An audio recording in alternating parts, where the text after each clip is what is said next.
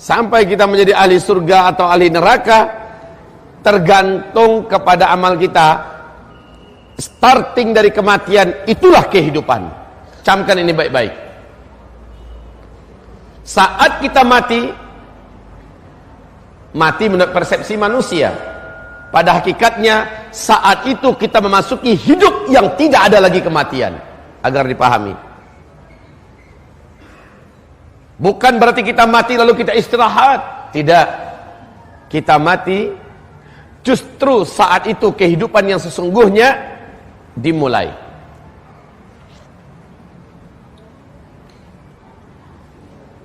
Pada saat itulah dalam surah Al-Munafiqun berkata orang-orang munafik, ya laitani, wahai kiranya diriku, ya, wahai kiranya diriku ditangguhkan sedikit saja kematian. Rabbi akhirni, ya Allah, tangguhkanlah sedikit kematianku. Berikan aku tambahan umur sedikit saja. A'malu salihah, akum minas salihin, fa'atasaddaqu. Macam-macam kalimat mereka yang Allah sebutkan dalam redaksi ayat Al-Quranul Karim. Ya Allah, tambahkanlah umurku, walau hanya sebentar. Aku akan perbanyak sedekah, aku akan perbanyak amal, wa akun minas salihin. Dan aku berjanji, ya Allah, jika engkau beri sedikit tambahan umur, akun minas salihin, pasti aku akan termasuk dan jadi orang-orang yang saleh. Al-ana ya Rabb, sekarang wahai Allah, sekarang penuh dadaku dengan keimanan, berilah aku kesempatan balik sebentar ke dunia.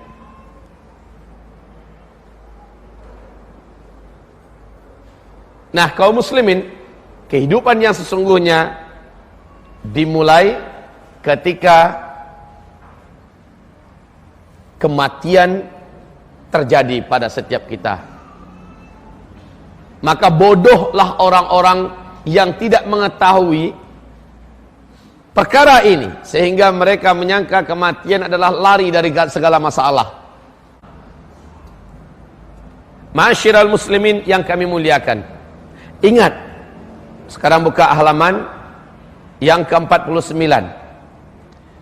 Mari kita telaah hadis Rasulullah berikut ini, dan kita muliakan kata-kata Rasulullah sallallahu alaihi wasallam berikut ini di dalam hadis yang sahih, di mana Imam At-Tirmidzi, Ibnu Majah, Al-Hakim dari Abu Hurairah, Rasulullah sallallahu alaihi wasallam bersabda, ini lafaznya juga dari Utsman ibn Affan, qala an-nabi sallallahu alaihi wasallam, innal qabr, sesungguhnya kuburan itu, awwalu manzilin min manazilil akhirah, adalah tempat dari pertama-tamanya tempat. Jadi tempat-tempat akhirat itu banyak. Tempat yang pertama dari akhirat, ibarat Allah, mana spidol kita? Oh, taib ibarat Allah yang kami muliakan, pembatas kehidupan manusia dengan kehidupan setelah kematian disebut dengan barzakh. Saya buat seperti ini barzakh. Makna barzakh, ya ibadallah, makna barzakh yaitu dinding gaib yang maha kokoh. Itu makna barzakh. Dinding gaib yang tidak dapat ditembus oleh apapun dan oleh siapapun. Itu arti barzakh secara bahasa. Di dalam surah Ar-Rahman Allah berfirman, marajal bahraini yaltaqiyan bainahuma barzakhun la yabghiyan. Marajal bahraini yaltaqiyan. Allah yang telah memberikan barzakh di antara dua laut yang saling bertemu. Aneh Pak, laut yang sebelah sini kadar garamnya berbeda dengan laut yang sebelah sini, warnanya pun beda. Coba di mana itu lautnya? Di mana lautnya? Tak tahu. Dunia sudah tahu, kita tak tahu. La haula wala quwata illa billah. Saya anggap ini musibah, Pak. Perkara yang begini sederhana kita tidak tahu, cari di Google. Buka Mbah Google, Mbah tanya Mbah, di mana laut? Pertemuan dua laut. Marajal bahrain yaltaqiyan bainahuma barzakhun la yabghiyan. Di YouTube juga bisa dilihat, ya. Dua laut yang mana kedua laut tersebut bertemu di satu area. Anehnya, ikan yang sebelah sini tidak dapat tembus ke sebelah. Jadi macam ada kaca raksasa, mereka saling melihat, tapi balik sini. Ikan sini juga balik kemari. Laut ini tidak pernah saling masuk airnya. Memang terbatas. Inilah yang Allah isyaratkan dalam surat Ar-Rahman. Nah, pembahasan kita bukan masalah laut, masalah barzakhnya. Barzakh maknanya adalah dinding gaib yang maha kokoh. Di dalam surah Al-Mu'minun Allah pun berfirman, "Wa min waraihim barzakh ila yaumi yub'atsun." Setelah kematian mereka akan masuk ke suatu alam yang dibatasi oleh barzakh. Ila yaumi yub'atsun, sampai hari kiamat. Barzakh ini la yabghiyan, tidak akan saling bertemu. Jadi siapapun roh yang sudah kelepas dari badan, asal sudah mati Pak, maka dia masuk langsung ke alam barzakh. Sejak hari itu roh ini tidak akan dapat melihat-lihat orang yang masih hidup di dunia. Sebagaimana orang dunia tidak akan bisa melakukan kontak dengan orang yang sudah meninggal dunia.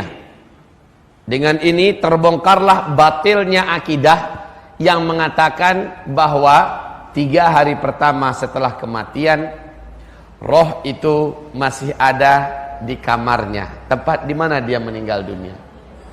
Dia melihat siapa yang datang, siapa yang pergi, siapa yang ketawa, siapa yang menangis. Seminggu setelah meninggal dunia, roh itu masih di dalam rumah, tidak lagi hanya di kamar. 1 minggu, 40 hari setelah kematiannya, roh tersebut masih ada di area rumah. Dalam rumah, kadang-kadang dia ke halaman, bolak-balik selama 40 hari, masih di situ. Kemudian pada hari-hari berikutnya, roh tersebut akan datang setiap Kamis malam Jumat. Ini ternyata keyakinan seperti ini didapatkan dalam kitab suci agama Hindu. Tapi umat Islam karena ilmu kurang, ngaji males, baca juga nggak mau, akhirnya percaya. Saya bahkan ayahanda kandung saya sendiri sebelum saya ke Mesir dulu sempat-sempatnya menasehati kami anak beranaknya. Kami 9 orang bersaudara. Saya masih kelas 1 SD, ummi saya meninggal dunia. Apa kata Abuya yang tercinta? Ya baru sebatas itulah ilmunya. Setiap Kamis malam Jumat, kata Buya kepada kami, nak, periuk jangan dihabisin betul nasinya, tinggalin walaupun sedikit. Kerak juga nggak apa-apa, pokoknya ditinggalin. Nanti makmu datang, umimu datang, dia lihat nggak ada nasi di periuk, sedih dia, berarti anak-anaknya nggak makan sehari ini. Itu bahasanya. Karena kita kecil ngerekam dengan sempurna. Lah ketika kita di luar negeri, ya, kita pulang, beliau ikut pengajian saya kemana saya pergi, lama kelamaan beliau tobat sendiri dari pemahamannya yang sebenarnya tidak benar. Jadi kaum muslimin, orang kalau sudah meninggal masuk ke alam barzakh, tidak akan bisa melihat apapun di balik barzakh itu. Tidak ada kisah penampakan-penampakan. Si Anu yang mati gantung diri melakukan penampakan di gedung Anu. Rumah itu tidak mau laku-laku, nggak berani orang ngontrak-ngontrak. Kalau ada orang tinggal di sana pasti mengalami gangguan. Katanya perempuan yang dulu bunuh diri di sana sekarang sering menampak-nampakkan diri. Akhirnya rumah itu kosong, tidak berani dihuni oleh siapapun, dikontrak murahkan pun nggak ada yang mau, bahkan digratiskan untuk tinggal di dalam juga nggak mau. Saya pernah pesan begini Pak, pengumuman. Saya pasang pengumuman di mana-mana provinsi, kalau ada rumah berantu, karena banyak penampakan roh orang-orang yang mati zaman penjajahan Jepang, roh orang yang mati zaman penjajahan Belanda, atau si Anu meninggal mati gantung diri, sering menampakkan diri, lalu rumah itu mau dijual dengan harga murah. Dari harganya 1M sampai harga 200 juta pun masih mikir orang mau beli Pak. Saya kasih tahu, cepet kasih tahu saya beli. Bodoh amat sih. Lo yang nampakkan diri itu siapa? Setan. Itu aja konsep dalam Islam. Setan. Dan Allah mengharamkan kita takut kepada mereka. Innama dzalikumus syaitan. Itu setan, kata Allah Subhanahu wa taala, itu adalah setan. Fala takhafuhum, kamu jangan takut kepada mereka. Wa khafuni, mestinya kamu hanya takut kepadaku. In kuntum mu'minin, kalau kamu orang beriman. La ilaha illallah, takut sama setan udah enggak zamannya. Tapi sekarang yang dimunculkan di TV-TV adalah acara-acara setan yang buat orang-orang pada kemasukan setan. Kembali kita kepada topik kita. Tidak ada itu semanis jembatan Ancol. Tidak ada itu penghuni-penghuni gaib dari manusia-manusia mati yang tidak diterima di tanah, di Cibubur. Banyak betul cerita yang macam itu Pak. Sekali lagi, kita tidak mempercayai adanya keyakinan di luar yang diajarkan Rasulullah, seperti bisa memanggil roh yang sudah mati, lalu belajar ilmu dengan rapalan-rapalan mantra-mantra tertentu, kemudian masuk arwah Bruce Lee ke dalam tubuhnya, dia mulai melakukan gerakan-gerakan Bruce Lee. Setan yang masuk, jin yang masuk, dan sekali dia masuk, jangan pernah berpikir dia mau keluar. Justru itu yang dinantikannya, justru itu yang diinginkannya. Kapan dia dapat masuk ke tubuh kita? Sekali dia diundang dan kita membukakan jiwa kita, dia masuk. Sekali dia masuk, selama-lamanya dia akan bertahan di situ, dan dia akan menghirup kehidupan kita sehingga kita lari daripada fitrah kita. Dia akan menyebabkan kita banyak tersiksa, sakit. Kaum muslimin yang kami muliakan, kita telah buktikan dalam ruqyah syar'iyah. Kami sering memberikan pelatihan ruqyah syar'iyah, bagaimana meruqyah secara mandiri.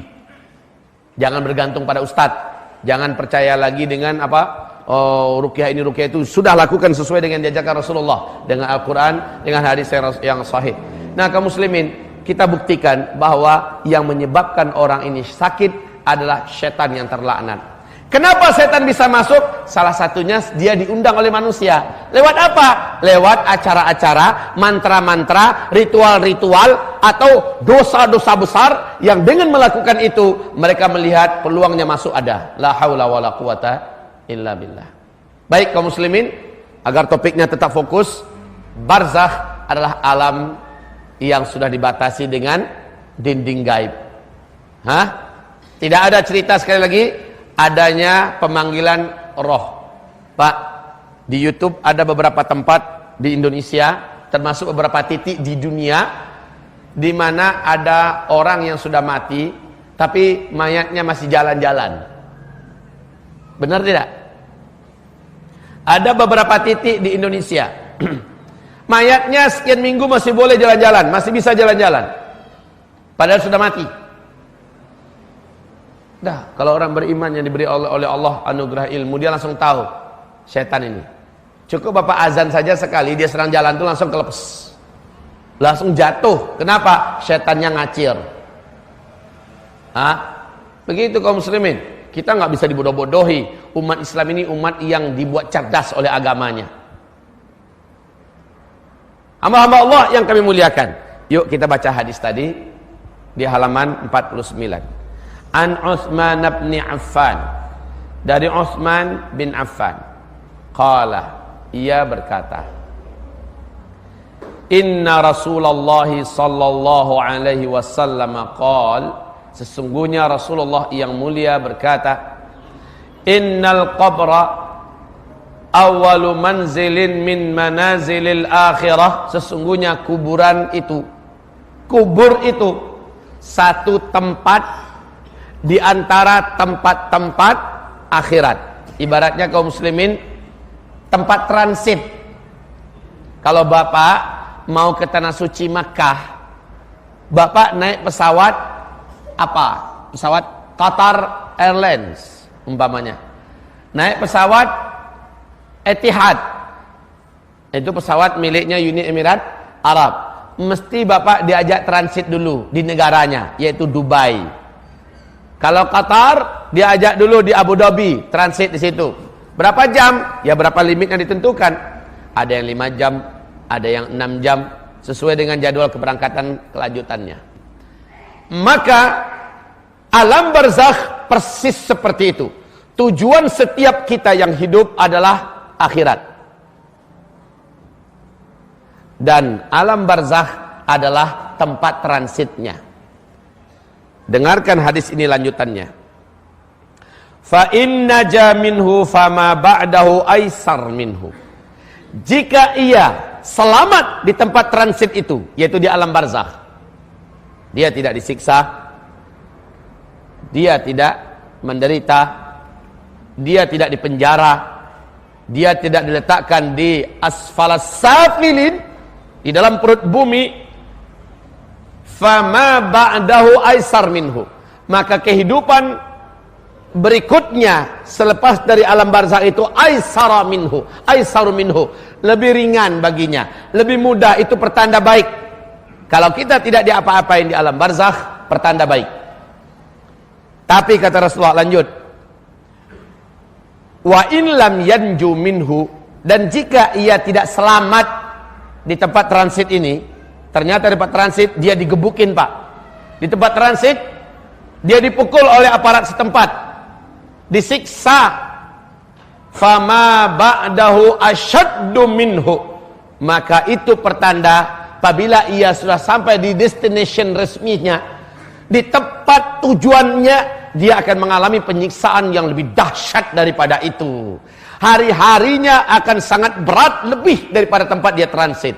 La haula wala quwata illa billah. Ini hadis akan saya sebutkan saat roh lepas, nanti saya ceritakan bagaimana roh lepas, apa jeritan roh di dalam kubur nanti setelah dia menjalani proses tanya jawab dengan malaikat Munkar dan Nakir. Kenapa setiap roh seperti roh yang beriman, setelah diperlihatkan kepadanya apa yang diperlihatkan, dia berdoa, Allahumma ajjilis sa'ah, ya Allah cepatkanlah kiamat, segerakanlah kiamat. Apa yang dilihat oleh orang-orang beriman ini selepas tanya jawab dengan malaikat Munkar dan selesai, sehingga dia berdoa, Allahumma ajjilis sa'ah, ya Allah segerakan kiamat. Sesuatu yang semua hati menginginkan, sesuatu yang seluruh nafsu merindukan. Kita uraikan nanti. Lalu kenapa roh orang kafir, roh orang-orang munafik, penjahat-penjahat ketika hidup di bumi, ketika selesai pertanyaan jawab dengan malaikat Munkar Nakir di alam kubur, lalu diperlihatkan kepadanya apa yang pantas untuk dia lihat sebagai akibat hasil daripada amalannya yang hitam ketika hidup di dunia, lalu dia berdoa kepada Allah. Pak, berdoa di alam kubur loh ini. Siapa yang berdoa? Si kafir, si munafik, si mujrim, si ahli maksiat. Dia berdoa, Allahumma ajjilis sa'ah, Allahumma ajjilis sa'ah, ya Allah lambatkanlah kiamat, lamakanlah lagi datangnya kiamat. Kenapa? Padahal dia tahu dia akan disiksa di dalam kubur. dia mengalami siksaan yang berat, baginya itu lebih baik daripada harus bertemu dengan tempat yang diperlihatkan kepadanya. Makanya hadis ini, faman naja minhu, siapa yang selamat di tempat transit ini, fama ba'dahu aisar minhu, kehidupan setelahnya lebih mudah baginya, lebih ringan dan lebih nyaman. Fa in lam yanju minhu, jika ia tidak termasuk orang yang selamat di tempat transit itu, yaitu alam barzakh ini, fama ba'dahu asyaddu minhu, maka itu pertanda kehidupan setelahnya, yaitu alam dari padang mahsyar dan seterusnya, asyaddu minhu, lebih berat baginya. Qal Utsman bin Affan melanjutkan perkataannya, wa qala Rasulullah sallallahu alaihi wasallam, dan Rasulullah sallallahu alaihi wasallam berkata, ma ra'aitu manzaran qattu illa al-qabra afdha'u minhu, aku tidak pernah melihat suatu pemandangan, aku tidak pernah melihat suatu tempat yang lebih buruk daripada kubur, alam kubur.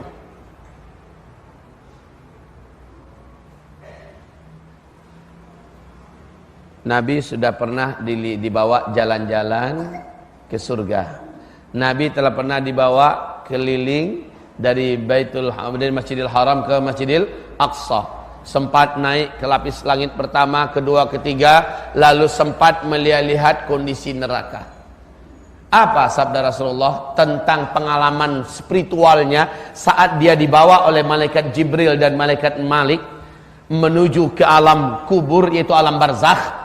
Pemandangan yang dilihatnya membuat beliau menangis terseduh-sedan. Ketika dia terjaga atau terbangun, istrinya bertanya, apa yang menyebabkan engkau sebegini berat tangismu? Salah satu jawaban Nabi, ma ra'aitu manzaran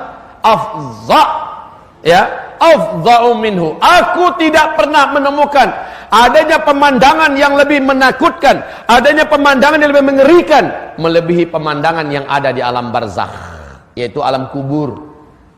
Tentu saja khusus untuk para penjahat, untuk orang kafir. Apa yang akan dialami oleh roh, insya Allah kita uraikan. Kalau seandainya waktu kita cukup untuk pagi ini, kita akan sampaikan.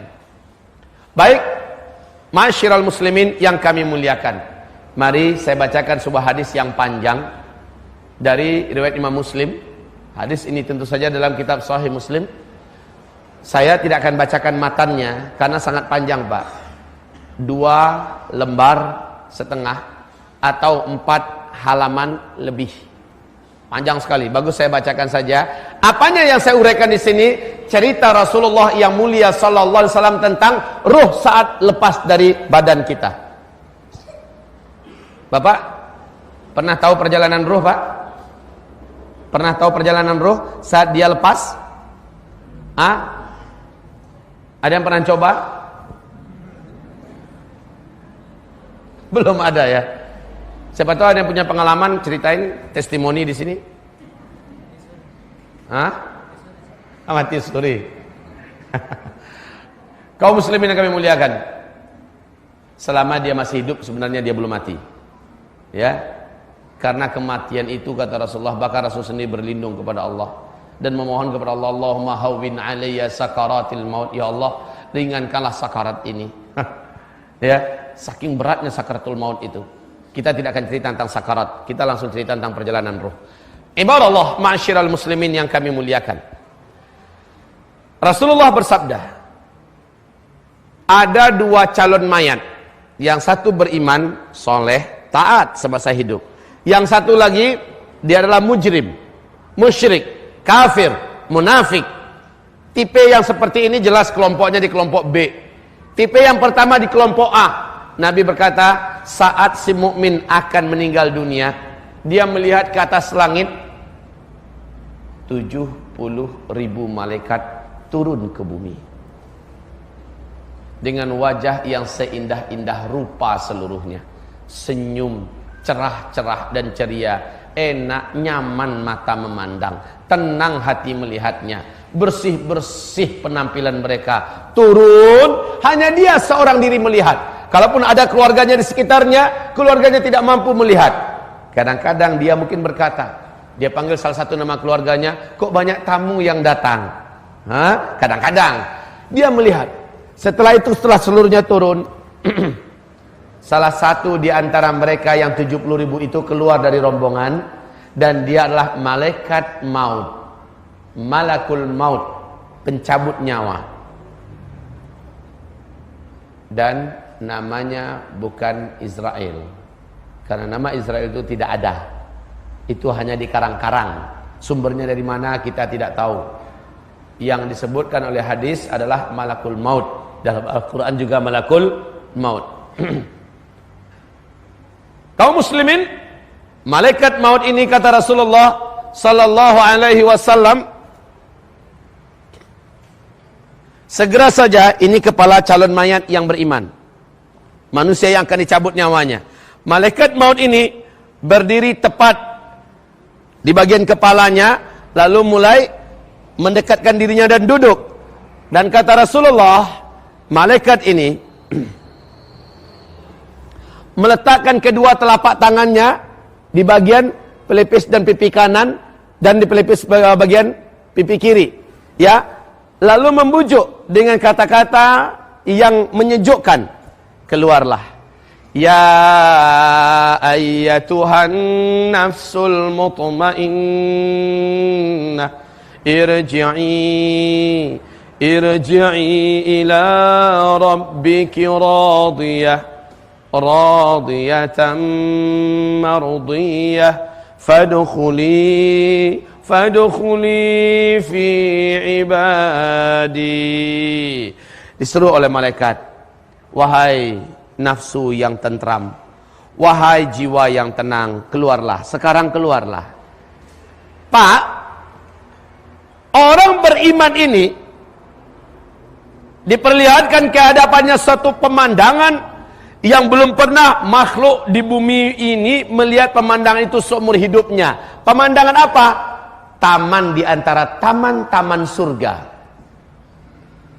Pemandangan yang membuat terpesona, terpukau, bagaikan terhipnotis, dan ingin loncat dari tubuhnya. Nyawa ini seperti ingin keluar dengan sukarela, ingin menyongsong ke tempat yang dia lihat. Lihat Nabi Muhammad ketika sedang sholat gerhana, beliau pernah di depan para sahabat, ya, ini sahabat di belakangnya, beliau sholat. Tiba-tiba Rasulullah SAW maju ke depan, tangannya seperti ingin menggapai sesuatu. Spontan. Nabi lupa kalau dia sedang sholat. Dia berusaha untuk menggapai sesuatu. Tak lama kemudian setelah itu dia mundur ke belakang sehingga tertabraklah saf pertama di belakang. Ada apa yang dilihat oleh Nabi? Pemandangan surga. Kata Nabi, aku melihat pemandangan surga dan ada satu buah yang sangat dekat dengan jangkauanku, makanya aku berusaha untuk mengambilnya. Lupa Nabi bahwa dia sedang di bumi.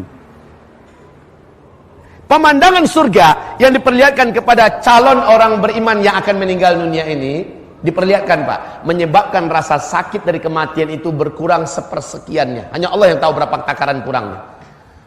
Hamba-hamba Allah yang kami muliakan, masih ingat enggak bagaimana wanita-wanita dalam cerita surat Yusuf memotong tangannya sendiri setelah melihat Yusuf? Faqatta'na aydiyahum. Mereka potong-potong. Qatta'a itu Pak, kalau qatta'a sekali potong. Qatta'a itu berulang-ulang Pak. Telapak tangannya diirisnya lagi. Sekejap pun dia tidak mau mengintipkan matanya, tidak mau melewati momen yang sempurna ini. Mungkin Pak, kalau dia ada sekarang, tabrakan di mana-mana mobil. Kalau dilewat di mobil Pak, dan orang tabrakan nggak nyadar, masih ngeliat ke situ. Pemandangan Yusuf yang luar biasa. Rasa sakit itu jadi hilang saat mereka melihat sesuatu yang mempesonakan, yaitu lewatnya Yusuf. Faqatta'na aydiyahunna. Kapan mereka sadari? Saat Yusuf sudah hilang dari pandangan mereka, baru seluruh mereka menjerit. Orang beriman diperlihatkan kepadanya pemandangan surga yang menyebabkan dia betul-betul merasa terkurangi rasa sakitnya. Apalagi mujahid yang terbunuh di medan jihad, yang bernilaikan syahid, sakitnya bagaikan yang dicubit saja, kata Rasulullah sallallahu alaihi wasallam. Jadi malaikat ini mengeluarkan dengan perlahan-lahan, sementara roh sendiri melihat tempat yang disediakan untuknya di pemandangan yang dilihatkan kepadanya. Dia sudah betul-betul ingin menuju ke situ dan dengan sukarela untuk lepas Pak. Malaikat hanya membantu mengeluarkan. Maka keluarlah roh itu bagaikan rambut yang ditarik dari tepung yang kering. Selai lembut, lunak malaikat mengeluarkannya. Enggak melawan, Pak. Setelah itu, malaikat yang 70.000 yang lain langsung sigap memandikannya dengan air yang dibawa dari langit. Roh ini dimandikan dan langsung dibungkus dengan kain yang dibawa dari surga, sehingga roh ini yang memang sudah wangi dan harum bertambah sempurna kewangiannya, harumnya. Lalu mereka, kata Rasulullah, disolatkan oleh 70.000 malaikat yang datang dari langit untuk menyongsong dan menjemput nyawanya. Subhanallah. 70.000 malaikat mendoakan, menyolatkan kaum muslimin. Rasulullah sallallahu alaihi wasallam bersabda, 100 orang beriman saja, 100 orang beriman saja menyolatkan seorang muslim, haram baginya azab kubur. Lah malaikat itu orang beriman enggak? Hah? Orang beriman. Berapa jumlahnya? 70.000. Siapa yang akan disolatkannya? Mukmin. Mukmin, orang yang beriman, yang prestasinya semasa hidup benar-benar membuat ridha seluruh makhluk yang ada di langit dan ridha orang-orang beriman yang ada di sekitarnya di bumi. Kemudian setelah selesai dikafani, disolatkan 4 kali takbir, kemudian dibawa ke langit. Sepanjang perjalanan, para malaikat-malaikat ini, kata Rasulullah, saling bercerita, si fulan ini ahli tahajud. Yang lain berkata, si fulan ini sangat menjaga sholat 5 waktunya. Yang lain bercerita kepada yang lain, yang kami tahu si fulan ini sangat berbakti kepada kedua orang ibu bapak kandungnya. Yang lain berkata, si fulan ini Masya Allah sangat pandai menjaga hubungan tali silaturahim. Yang lain berkata, si fulan ini yang saya tahu adalah orang yang paling dermawan, hobi berinfak dan bersedekah kemana-mana karena Allah.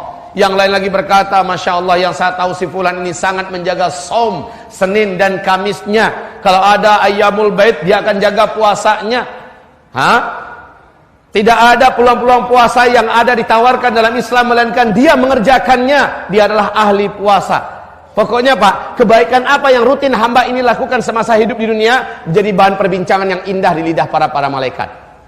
Sampai di langit dunia, kata Rasulullah SAW, roh ini malaikat mengetok pintu penjaga gerbang langit dunia. Malaikat-malaikat penjaga langit dunia bertanya, siapa yang kalian bawa ini? Alangkah harumnya, alangkah wanginya. Maka malaikat-malaikat yang mengiringi ini menjawab, ini adalah fulan, dia dari Sidoarjo, dia adalah keturunan Anu, dia lahir dalam keadaan begini, lalu dia memeluk Islam, lalu dia mengamalkan dalam Islam amalan ini. Semua kebaikannya diceritakan oleh para malaikat itu dengan penuh semangat. Apa kata malaikat-malaikat penjaga langit dunia? Kalau begitu stop dulu, izinkan kami ikut menyolatkannya. Dibukalah pintu gerbang langit dunia, dan roh ini pun disolatkan oleh seluruh malaikat yang ada di lapis langit dunia. Allahu Akbar. Tambah berapa jumlahnya? Allahu a'lam. Disolatkanlah roh yang beriman ini, lalu dibawa ke langit yang kedua. Begitu juga kasusnya sampai ke langit yang ketujuh, Pak. Setiap lapis langit kita disolatkan oleh para malaikat. Masya Allah. Sampai di lapis langit ketujuh, terdengarlah suara dari arasy. Allah Subhanahu wa taala berfirman, ini hadis sahih Muslim ya. Allah Subhanahu wa taala berfirman, telah aku ketahui hambaku ini dan aku telah mengakui atau menerimanya. Sekarang kembalikan dia ke jasadnya di bumi untuk menjalani proses standar operasional yang sudah ditetapkan. Ya.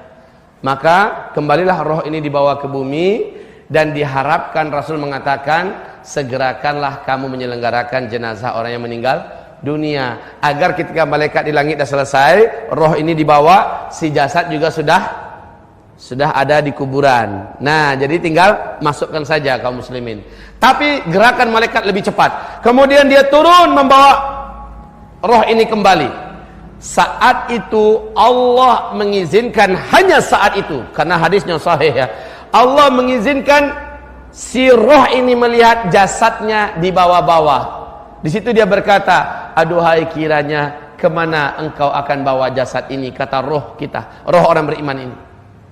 Setelah dimasukkan ke liang lahat, ditutup papannya, kaum muslimin, roh tersebut baru akan dimasukkan ke tubuhnya setelah orang yang paling terakhir di langkah ketujuhnya meninggalkan kuburan kita dimasukkan. Saat itu bunyi terompah itu, orang yang terakhir tersebut terdengar oleh roh ini. Coba aja nanti Pak, nggak percaya. Iya. Terdengar olehnya dengan sangat jelas. Ibarat Pak, kita tinggal di lantai 1, orang yang di lantai 2, lantai atas itu lantainya adalah kayu. Jadi kalau di jalan kedengaran nggak? Ibaratnya begitu. Tapi sudah nggak bisa lagi BBM-an. Oh, jangan tinggalkan aku dong. Nggak ada lagi cerita kaum muslimin. Tidak ada lagi, oh jangan tinggalkan saya, segala macamnya. Tidak ada. Ibarat Allah. Saat itu didatangilah dia oleh 2 orang malaikat yang kedua bola matanya merah, bagaikan api yang membara. Wajahnya seburuk-buruk wajah yang pernah dilihat oleh manusia. Padahal ini orang beriman Pak.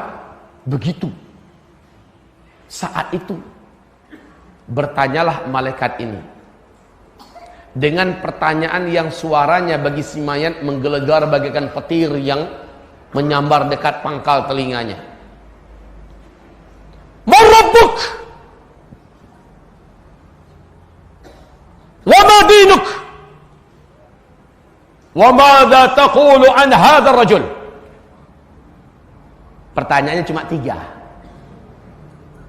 Walaupun pertanyaan ini dibocorkan oleh Allah sekarang lewat lidah Nabi, nggak bisa dihafal jawabannya Pak. Dihafal dong biar bisa dijawab. Nggak bisa. Yang mampu menjawab ini dengan benar adalah orang yang ketika hidupnya di dunia telah membenarkan isi jawaban itu dan hidup dalamnya. Dialah yang akan diberi oleh Allah kemampuan menjawab. Nah kaum muslimin, disitulah menjawab roh yang beriman ini nanti. Rabbi Allah, dini al-Islam, wa hadzal rajul Muhammadun Rasulullah sallallahu alaihi wasallam. Roh yang beriman akan menjawab dengan benar. Dari mana dia bisa menjawab? Padahal melihat bentuk malaikat saja, semua orang yang melihatnya pasti tidak akan mampu menahan jiwanya Pak, ketakutan. Allah berfirman, "Yuthabbitullahu alladhina amanu fil hayatid dunya wal akhirah." Allah yuthabbitullahu alladhina amanu bil qawli tsabiti fil hayatid dunya wal akhirah. Allah kokohkan lidah orang-orang beriman ketika dia masih hidup di dunia, dan ketika masuk ke alam akhirat Allah kokohkan lidahnya sehingga dia mampu menjawab Pak. Orang beriman ini mampu menjawab begitu. Kaum muslimin, sekali lagi, yang mampu menjawab hanyalah orang yang semasa hidupnya memang Allah yang diibadahinya, memang Allah yang ditauhidkannya, dan dia tidak mensyirikkan Allah. Hanya yang macam ini yang mampu menjawab Rabbi Allah. Orang yang semasa hidup di dunia menjalankan undang-undang Allah, orang yang menjalankan peraturan hidup dari Allah, mulai dari urusan WC sampai urusan pakaian, sampai urusan akhlak, sampai urusan muamalah, perdagangan, sampai hubungan suami istri, sampai urusan apapun saja, dia jalankan semua peraturan Allah. Maka dialah yang mampu menjawab Rabbi Allah. Dia mampu menjawab dini al-Islam, adalah orang-orang yang memang betul-betul ketika hidupnya di dunia dia memasukkan dirinya ke dalam dinul Islam kafah, ya, kafah. Lalu dia mampu menjawab wa hadzal rasul Muhammad Rasulullah sallallahu alaihi wasallam. Wa hadzal rajul Muhammad Rasulullah. Orang yang mampu menjawab begini hanyalah orang yang betul-betul menjunjung tinggi yang mulia Muhammad Rasulullah sallallahu alaihi wasallam dan berpegang erat dengan sunnahnya, mengamalkan sunnahnya. Dia mampu menjawab.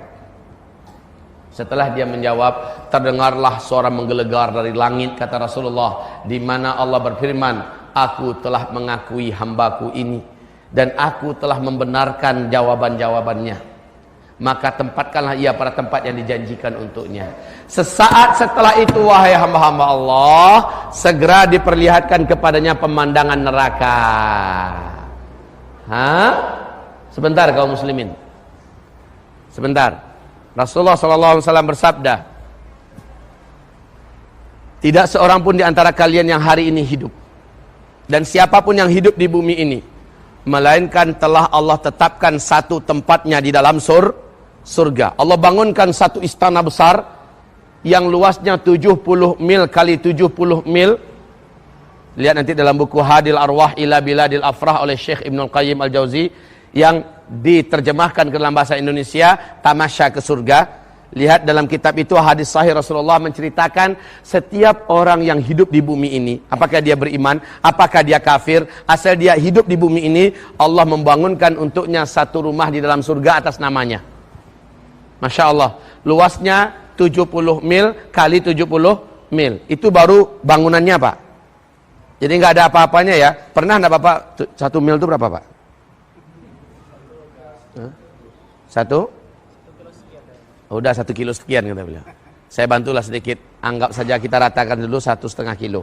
Karena ada yang mengatakan 1,6. Ada yang mengatakan 1,5. Kita ambil yang paling kecil aja dulu dah. Yaitu 1,5. Kalikan 70. 105 kilo meter. Masya Allah. Batanya, batu batanya, kata Rasulullah adalah emas padat. Emas ya, bukan mas. Kalau emas ini emas semua nih. Emas padat luar dalam. Batanya, kaum muslimin. Kemudian pasirnya, semennya, adukannya, yakut, zabarjad, adalah benda-benda mulia yang sangat mahal.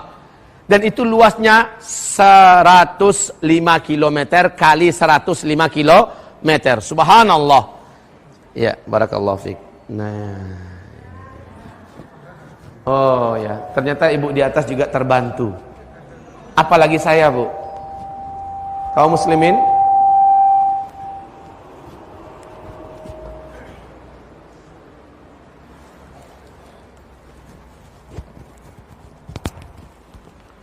hamba-hamba Allah yang kami muliakan, diperlihatkan kepadanya pemandangan surga. Apa yang dia lihat? Namanya tertulis itu. Istana ini adalah milik, namanya siapa, Pak? Bambang. Milik Pak Bambang. Namanya Pak Ibrahim. Subhanallah. Istana yang itu tertulis di depannya Ibrahim. Pemiliknya nanti adalah Ibrahim. Bapak, setiap bapak yang ada, setiap manusia yang hidup di muka bumi telah ditetapkan dan dibangun untuknya satu istana atas nama dia di dalam surga. Ibrahim, Bambang, Zulkifli, Muhammad Ali. Iyalah harus masuk. Kaum muslimin, selanjutnya, tidak seorang pun di antara kalian, kata Nabi, yang hari ini hidup di sini, melainkan saat ini sudah ada namanya di dalam neraka. Pak Ibrahim, sudah ada nama Pak Ibrahim dalam neraka, Pak. Sudah ada pintu khusus, di dalamnya adalah ruang penyiksaan dengan alat-alat siksa yang belum pernah terbayang oleh manusia, dan tertulis di pintu itu, inilah tempat tinggalnya Ibrahim, orang Sidoarjo. Nah, Bapak juga, Pak. Bapak juga sudah ada namanya Bapak, Pak Bambang. Di dalam neraka Zulkifli juga. Biar adil gitu, Pak ya.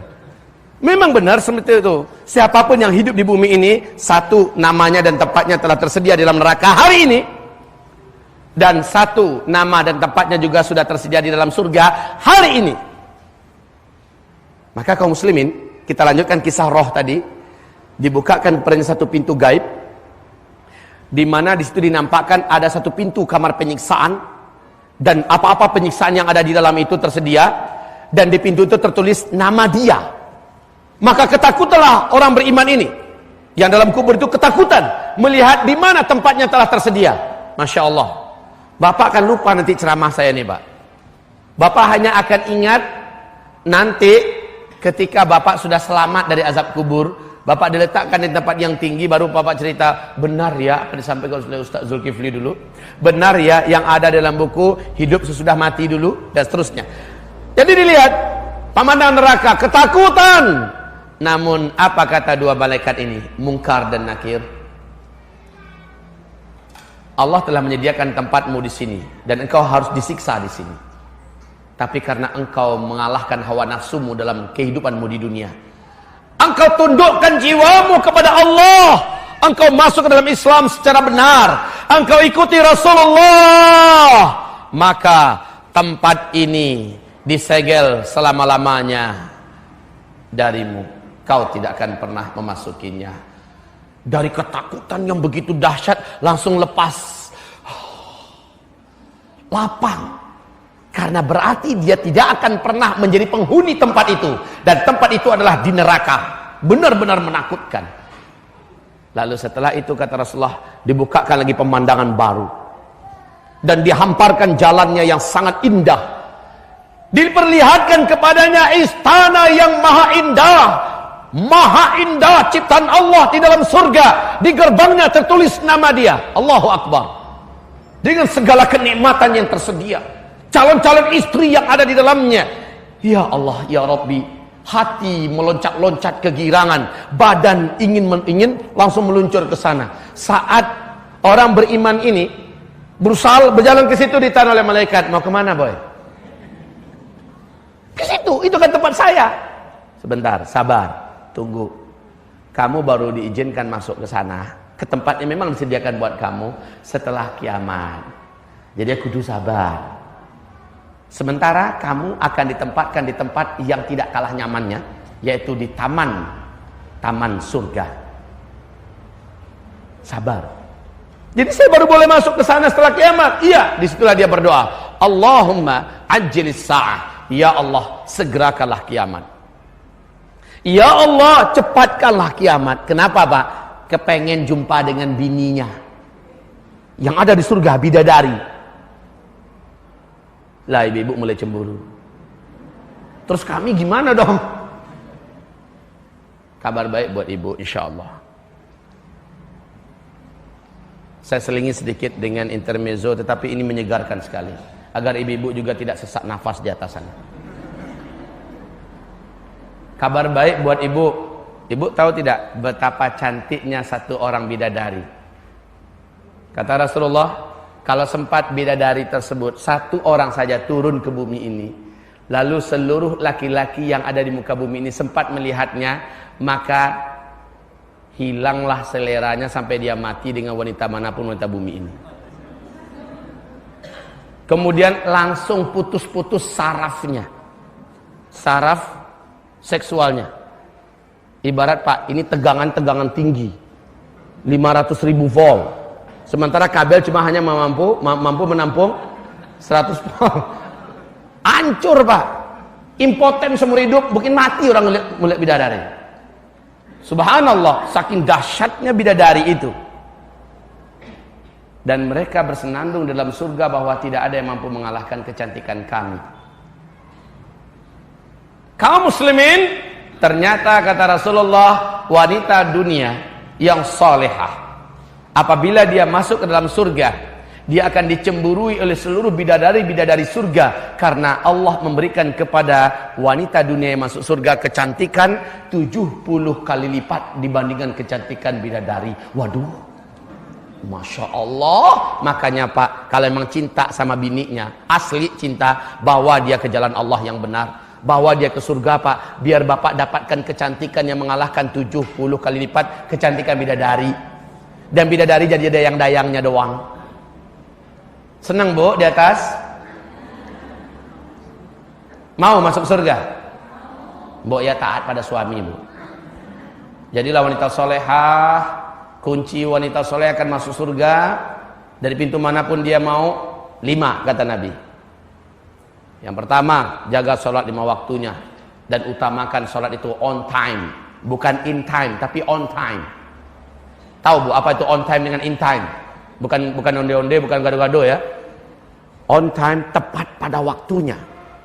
Yang kedua, jagalah puasa Ramadan. Jangan pernah ada yang bolong ya Bu ya. Kalau sempat bolong karena halangan bulanan segala macamnya, ganti cepat atau minimal itu fidyah. Yang ketiga, kemudian hendaklah mematuhi suaminya.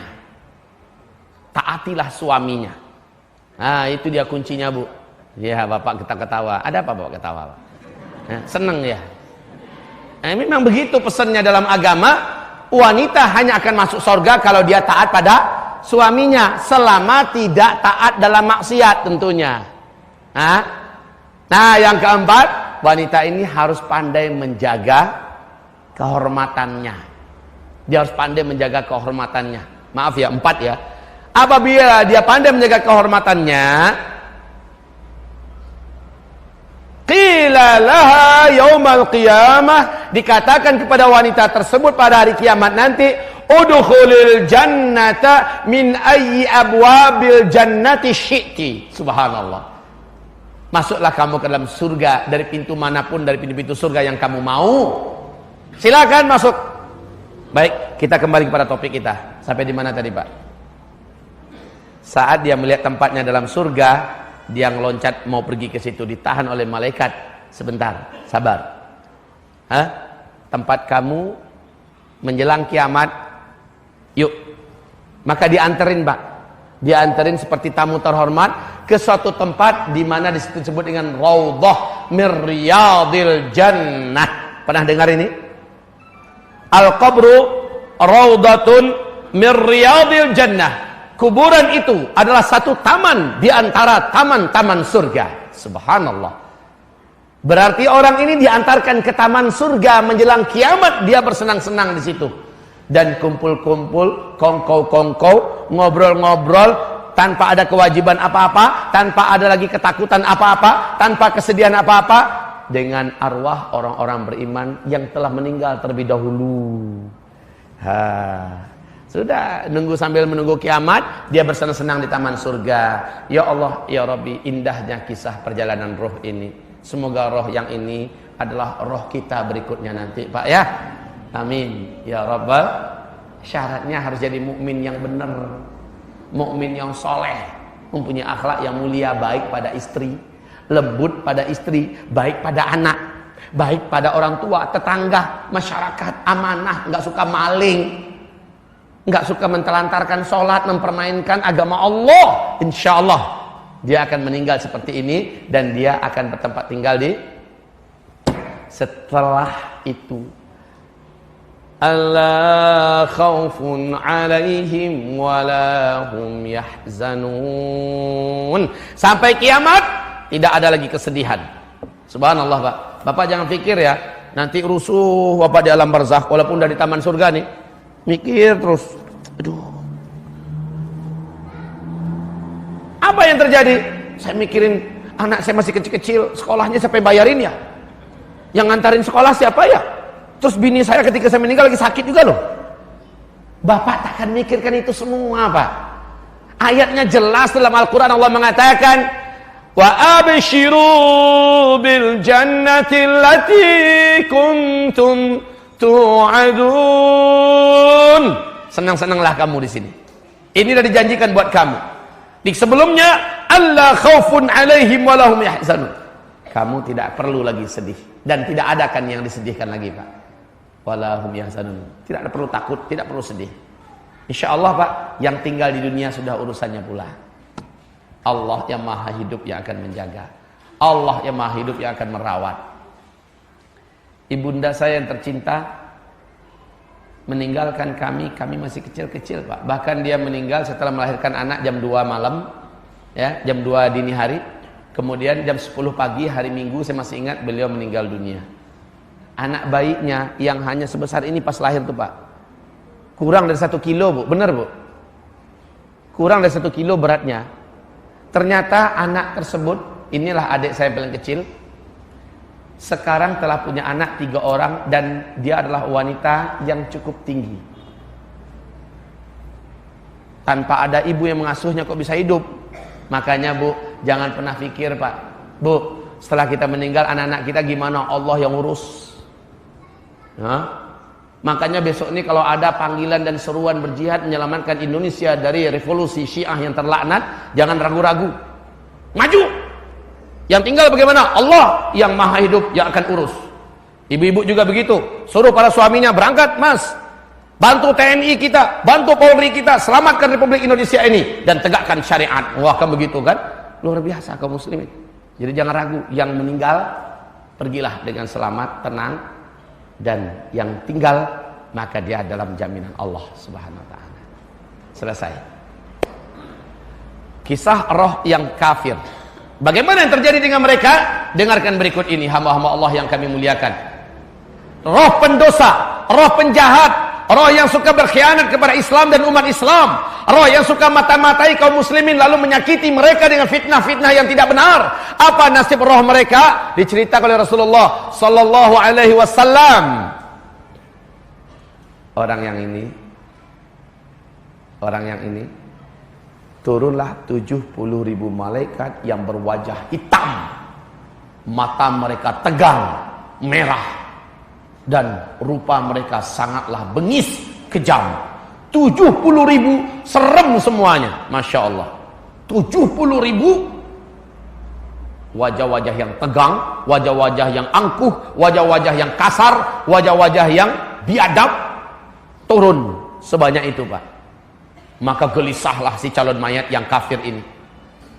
Lalu salah seorang yang paling buruk rupanya dari seluruhnya itu keluar dari rombongan. Kemudian ibarat Allah yang kami muliakan mulai meletakkan tangannya, bukan seperti ini lagi, tapi memasukkan jari-jari tangannya ke dalam mulut, ya. Satu berusaha menarik sini, satu berusaha menarik sini. Lalu berkata, "Ya ayyatuhan nafsul khabithah, ukhruji." Wahai jiwa yang kotor, hai pemaksiat, ya kafir, keluar. Keluar. Dipaksa keluar. Seperti Pak, kadang-kadang saya meruqyah, ada setan yang bandel. Maka terjadilah apa yang terjadi seperti pengalaman Ibnu Taimiyah rahimahullah. Dipukulinya setan yang merasuki tubuh orang ini dengan kayu sampai patah kayu tersebut. Sampai-sampai setan yang ada di tubuh orang ini keluar. Sampai-sampai sakit dan lelah tangan kanannya Ibnu Taimiyah. Setelah siuman, setannya mampus, ya. Ibnu Taimiyah bertanya kepada orang yang punya badan, gimana? Udah enak? Sakit terasa sekarang? Enggak ada, malah yang terasa enak. Begitu Pak, orang yang setan ada dalam tubuhnya, kalau menyuruhnya keluar Pak, biasanya banyak yang keras kepala, nggak mau keluar. Ya, kadang-kadang cara mengeluarkannya dipukul punggungnya. Ukhruj ya aduwallah. Lihat Nabi mengeluarkan setan yang mengganggu ibadah sholatnya seorang sahabat kan datang pada Nabi, ya Rasulullah, saya selalu sholat tuh sering lupa, pikiran kemana-mana, rakaat juga sering lupa. Maka Rasulullah menghantam dadanya, tebuk, ukhruj ya aduwallah, ya, ukhruj ya aduwallah, keluarlah kamu hai musuh Allah. Itu level Rasul. Kalau level kita nggak cukup sekali Pak, ya, gedebak keluar kamu hai musuh Allah. Kalau level Rasul, imannya saja sudah sangat ditakuti oleh setan. Kalau level kita Pak, sampai 2 jam Pak, capek nih. Ya, depak, keluar kamu musuh Allah, keluar. Ya, saya keluar, ya. Itu ngeyel, Pak. Sampai dia muntah darah, sampai dia ini selesai, baru bebas orang ini. Kaum muslimin yang kami muliakan, nyawa yang ada di tubuh kita yang suka buat mesum ketika hidup di dunia, yang suka berzina, yang suka korupsi, yang suka menipu, yang suka mengkhianati, yang suka melakukan hal yang tidak baik, yang dilarang, yang tidak diridhoi oleh Allah Subhanahu wa taala. Nyawa ini Pak, ketika dia disuruh keluar, dilihatkan kepadanya pemandangan neraka, tempat tinggalnya yang ada di neraka. Dilihatkan kepadanya. Dilihatkan jenis siksaan apa yang akan ditanggungnya nanti, dan di situ tempatnya. Makin takut Pak, makin takut, makin tidak mau meninggalkan tuh badan. Saya kok dari masalah arwah ke kucing, apa urusannya? Begini, maksud saya, pernah kan berinteraksi dengan kucing kan? Coba bawa kucingnya ke lantai atas, lantai tingkat 5, lalu pergi ke balkonnya, jatuhkan dia Pak, kucingnya. Pasti kucing melihat ketinggian yang begitu tinggi, langsung mencengkeramkan kuku-kukunya ke kulit kita, betul tidak?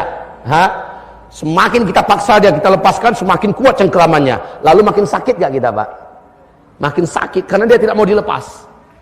Roh orang kafir, roh pendosa, dia tahu di mana tempatnya, maka dia akan cengkeram seluruh mili demi mili, ya? Seluruh inci demi inci daripada tubuh ini akan dipegangnya kuat-kuat sehingga kesakitan sempurna. Kata Rasulullah SAW, sesungguhnya kematian itu lebih hebat daripada digilas oleh bumi ini.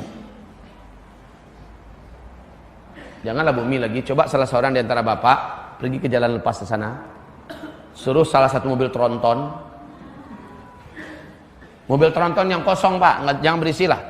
Lalu Bapak tiduran, kemudian digilas dari bawah sampai ke atas, habis itu pengalamannya ceritakan di sini. Gimana rasa sakitnya? Lah orang yang mati kata Rasulullah SAW bagaikan digilas oleh bumi. Sakitnya. Sakaratul maut. Disitulah kata Rasulullah, orang ini akan merasakan regangan kematian yang menyakitkan.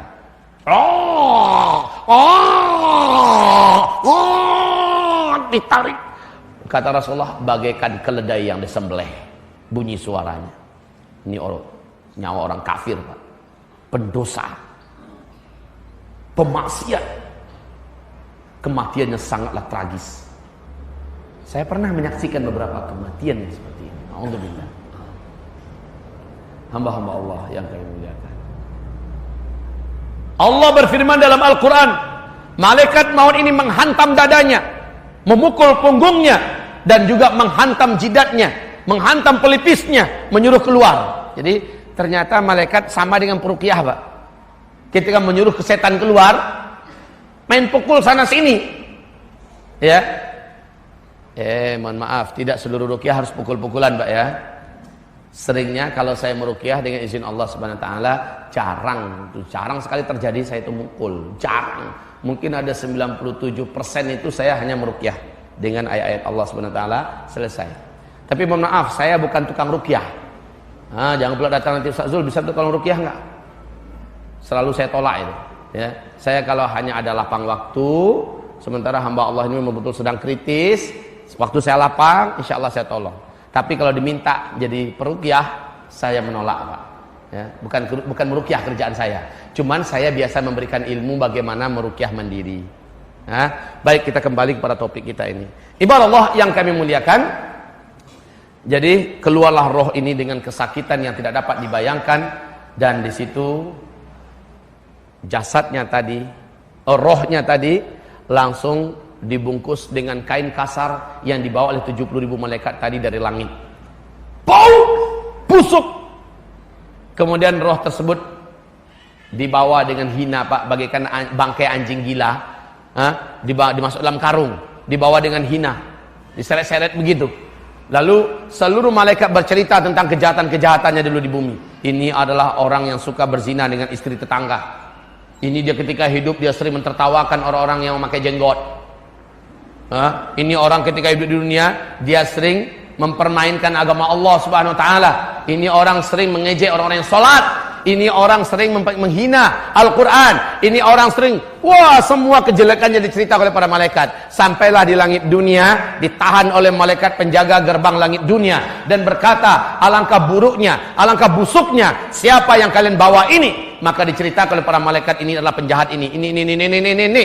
Apa kata malaikat penjaga gerbang langit dunia? Stop, jangan pernah dia masuk dan saya tidak izinkan.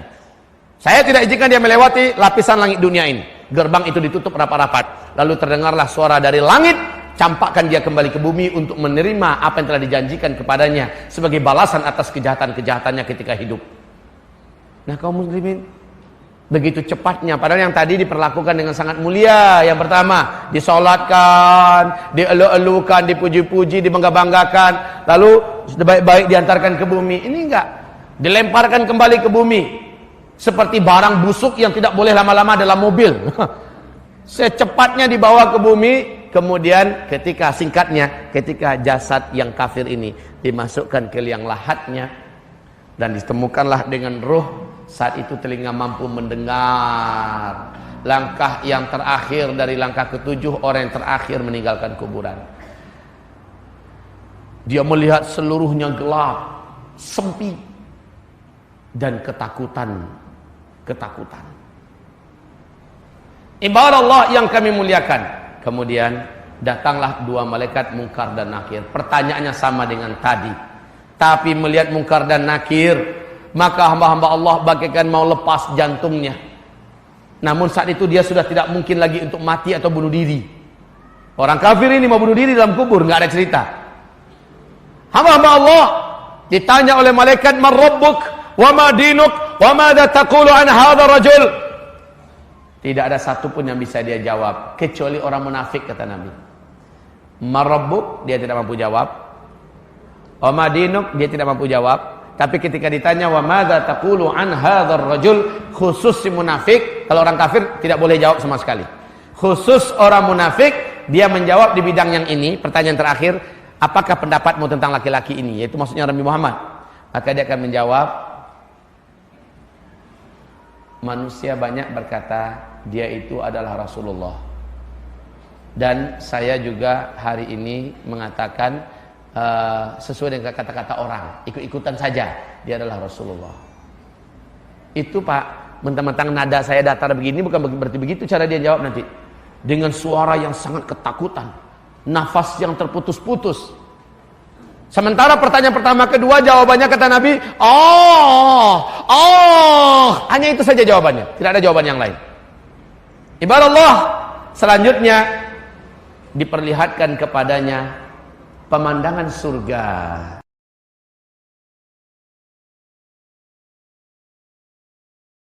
Ya Allah, tundalah kiamat. Ya Allah, lamakanlah kiamat. Karena takutnya dia menempati apa yang telah dikasih lihatkan kepadanya. Paham kaum muslimin? Mulailah sejak itu dia disiksa. Dia dihantam, dia disiksa. Jeritannya kata Rasulullah terdengar oleh seluruh makhluk yang ada di bumi ini. Illa tsaqalain, kecuali tsaqalain, yaitu jin dan manusia. Masya Allah. Kaum muslimin, hamba-hamba Allah yang kami muliakan, ini perjalanan tentang ruh. Saat dia sudah menyelesaikan tanya jawab dengan malaikat, diperlihatkan apa yang diperlihatkan, maka roh orang munafik, orang kafir dihantamkan dan diantarkan ke dalam perut bumi. Syekh Islam Ibn Taimiyah menyebutkan dia di tempat tinggalkan dalam sijjin, di asfalas safilin, diazab pagi, petang, siang dan malam. La haula wala quwata illa billah. Kaum muslimin, hamba-hamba Allah yang kami muliakan, apabila kita mendengar ini, maka buat bapak dan ibu yang kami muliakan, kira-kira menurut bapak dan ibu yang kayak mana kita akan alami nanti Pak, di antara yang dua ini? Yang kayak mana? Mohon jangan jawab sekarang. Kalau bapak jawab sekarang, insya Allah yang pertama Ustaz, pede amat. Insya Allah yang pertama Ustaz, insya Allah yang pertama Ustaz. Kalau kita berdoa, ya Allah, mudah-mudahan Allah mengantarkan kami seperti kelompok pertama, benar. Tapi yang pertama Ustaz, terlalu pede Pak. Atau jangan pula berputus asa kayaknya yang kedua saya nih Ustaz. Itu juga tidak. Nah, kita tidak boleh ya. Kita harus, ya Allah, janganlah engkau masukkan hamba pada kelompok orang yang meninggal dunia di cerita Rasulullah, orang yang fasik, mujrim, munafik ini. Baik hamba-hamba Allah yang kami muliakan, sekarang coba buka halaman 64. Buka kitabnya halaman 64. Di manakah roh manusia yang telah mati? Nah ini dia. Di manakah roh manusia yang telah mati? Kita sudah sebutkan tadi. Roh manusia ini mukmin. Ini mukmin. Ini kafir. Kafir ini terdiri dari seluruh orang yang di luar agama Islam. Kemudian orang-orang munafik yang nifaknya nifak akbar, ya. Nifaknya nifak akbar, atau musyrik, syiriknya syirik akbar. Ya, atau dia melakukan salah satu di antara 10 pembatal Islam, keislaman. Coba buka dalam buku-buku tauhid, tulisan para ulama-ulama kita terdahulu dan sekarang tentang 10 pembatal keislaman ini wajib untuk kita ilmui bersama-sama. Nah, apabila dia melakukan salah satu di antara 10 ini dan meninggal sebelum sempat taubat, dia terhitung kafir. Ini sama-sama mati, masuk ke alam barzakh. Kalau orang beriman tadi tempatnya jelas di a'la illiyin. A'la illiyin, atau disebut juga dengan sebutan yang lain, yaitu di apa? Al-malaul a'la. Ya? Di al-malaul a'la. Ibarat Allah, sementara orang kafir letaknya di sijjin. yaitu asfalas safilin, dalam perut bumi, asfalas safilin.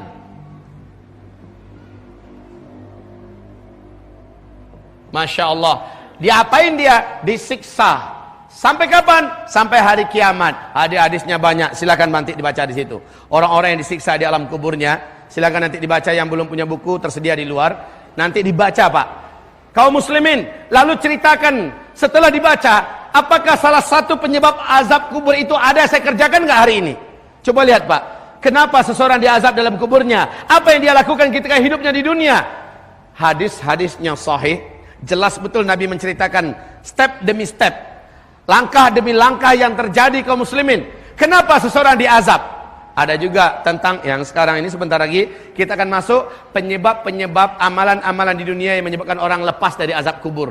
Tidak akan pernah merasakan azab kubur. Nah, apa amalannya? Siapa-siapa orangnya? Insya Allah Bapak Ibu yang kami muliakan, kalau tak sempat kita sampaikan hari ini semuanya, kita telah mengisyaratkan dan rujuklah kepada kitab-kitab yang telah ditulis oleh para alim ulama kita yang bermanhaj salaf. Kaum muslimin, selesai. Kita tidak tahu satu di antara dua ini manakah posisi kita. Cuma saya memberikan renungan sebentar pada Bapak Ibu sebelum kita mulai menguraikan halaman 64. Hamba-hamba Allah yang kami muliakan,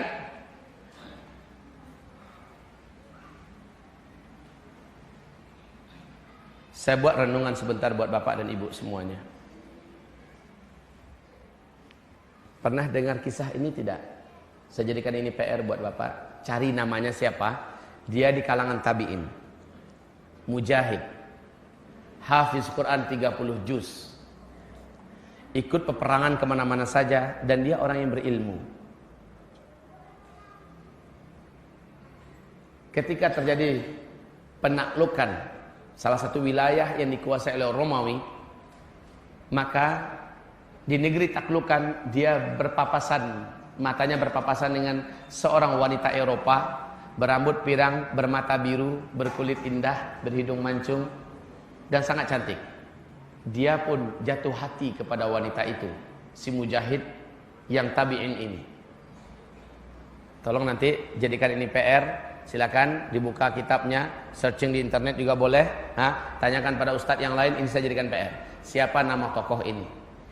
Akhirnya dia mengajukan surat lamaran kepada wanita tersebut. Berkenallah engkau menjadi istriku. Jawaban wanita ini adalah, bisa, tapi kita beda agama. Jika engkau mau, aku siap menjadi istrimu, tapi keluargaku pasti menolakmu. Kecuali kalau engkau masuk ke agama kami, maka pasti aku akan menjadi istrimu, dan aku juga menginginkan engkau jadi suamiku. Masya Allah. Ternyata syahwat telah mengalahkan dan menutupi, membutakan mata hatinya. Lelaki tabi'in ini, Masya Allah kaum muslimin, dengan hafalan Qur'annya yang 30 juz, dengan jihadnya yang selama ini Masya Allah, dengan ilmunya yang luas, ternyata dalam kali ini, diuji dengan ujian yang kali ini, dia gagal. Dan dia pun menikah dengan wanita itu setelah menyatakan keluar dari Islam. Tidak lama Pak, beberapa tahun saja pernikahan ini, dia merebut kenikmatan yang menipu dan sesaat ini, dia meninggal dunia. Dia meninggal dunia dalam keadaan masih di agama istrinya. Dan menjelang meninggalnya, dua ayat yang selalu diulang-ulanginya. Yang lain dia tidak hafal lagi. Dua ayat itu adalah ayat-ayat azab. Akhirnya dia meninggal su'ul khatimah. Sejarahnya ditulis oleh Al-Hafiz Ibnu Katsir dalam kitab Al-Bidayah wan Nihayah. Ditulis oleh para ulama-ulama ahli sejarah. Masya Allah. Coba tebak siapakah nama tabi'in ini. Kalau ada yang mampu menjawab, saya yang bayarkan kitab di luar, satu untuknya. Ada?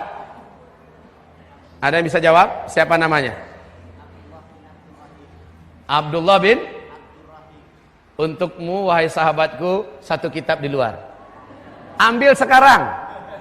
Ambil sekarang. Masya Allah. Kaum muslimin, lihatlah itu. Baik yang terkini, berita terkini. Berita terkini. Seorang ustaz di kota tempat tinggal saya, Payakumbuh, Sumatera Barat. Dia ustaz. Bulan Ramadan dia ceramah kemana-mana masjid, menyampaikan jangan berputus asa dari rahmat Allah.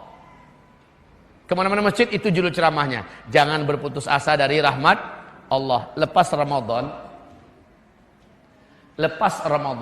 nah, alhamdulillah, semoga berkah. Dibaca ya Pak ya. Iya. Allah yajzik khair. Ya, yang lain menunggu pertanyaan berikutnya. Kaum muslimin, hamba-hamba Allah yang kami muliakan, setelah itu ulama tersebut selepas Ramadan dia sering banyak menyendiri, banyak menyepi, mukanya sering muram. Nah, lepas Ramadan, lepas Idul Adha, Idul Fitri, seperti bersama jauh dari orang. Kemudian dia pun hilang dari peredaran, tidak nampak di mana. Pintu rumahnya tertutup terus. Jendelanya tertutup.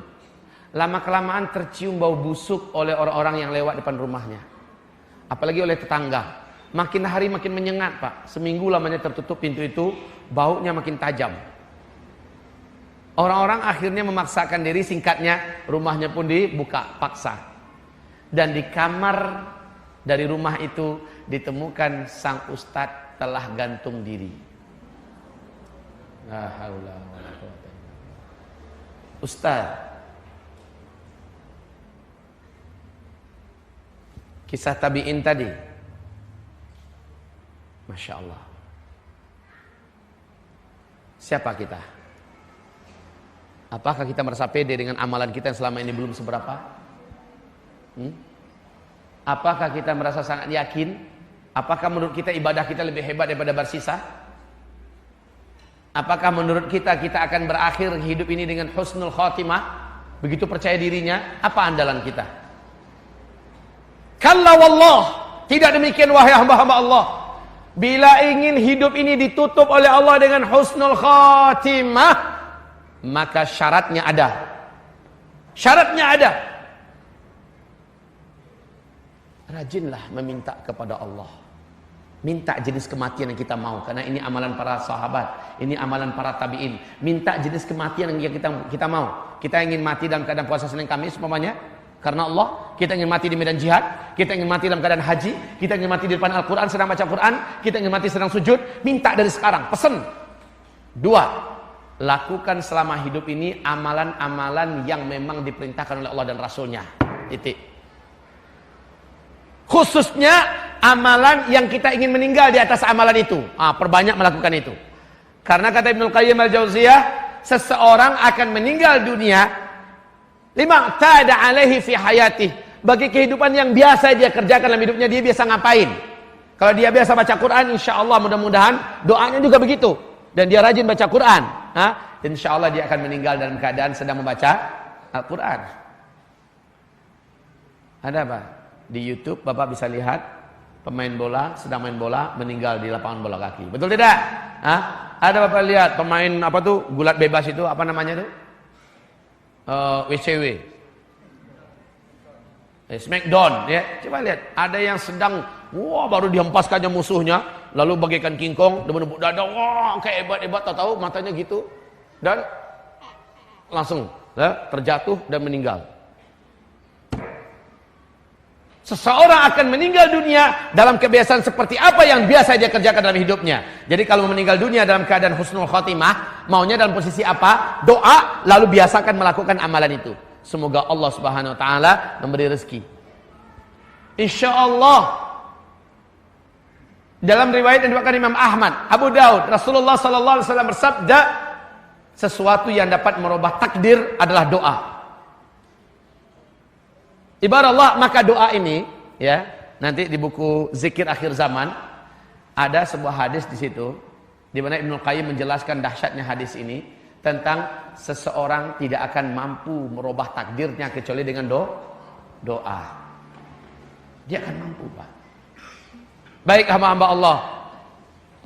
Kalau begitu, hati-hati dengan mencari peluang melakukan dosa. Jangan-jangan kita meninggal pada umpamanya nih. Kita selama di Sidoarjo, alhamdulillah rajin ke masjid 5 waktu. pengajian hadir. Nanti pas pergi ke ke Lampung, pas pergi ke Medan, pas pergi ke kemana umpamanya kan, nggak ada orang yang kenal dengan kita. Lalu ternyata ada film di bioskop yang bagus. Kita berpikir akan nggak ada yang kenal saya. Mumpung, gimana sih rasanya? Berpikirlah begini Pak, bagaimana kalau tepat hari itu, anggaplah harinya hari Senin. Tanggalnya sekarang tanggal berapa? 4. Anggaplah tanggalnya tanggal 9. Senin tanggal 9. Ini anggaplah ya, walaupun salah. Nah, kaum muslimin, jamnya langsung disebutkan di Lauhul Mahfuz bahwa dia akan meninggal pada jam 21 lewat 30 menit. Jam meninggalnya, tempat meninggalnya di Medan umpamanya. Cara meninggalnya Allah yang memberikan hak kepadanya memilih. Apakah dia memilih meninggalnya dalam keadaan bunuh diri? Apakah dia memilih meninggalnya dalam keadaan salat, dalam keadaan baca Quran? Apakah dia macam mana? Atau sedang meninggal di medan jihad? Dia memilih. Tapi jadwalnya tidak akan meleset Pak. Jam dan tanggalnya tidak akan meleset. Tidak akan meleset. Tempat, cara itu khusus di cara ini Allah berikan hak pilih kepadanya. Di Medan, apabila dia berangkat ke Medan, tertulis dalam Mahfuz bahwa dia meninggalnya di Medan. Namun caranya Allah berikan kepada pilihan. Pilihannya sebelum dia diciptakan Allah sudah tahu dia akan memilih meninggalnya seperti ini nanti. Maka di akhirat nanti di Lauhul Mahfuz sebelum dia diciptakan sudah tertulis si fulan nanti akan meninggal dunia dalam keadaan sedang berceramah. Dalam keadaan sedang berceramah. Atau si fulan akan meninggal dunia dibunuh oleh orang Syiah. Umpama ini kan, tanggalnya tetap, jadwalnya tetap, harinya tidak meleset.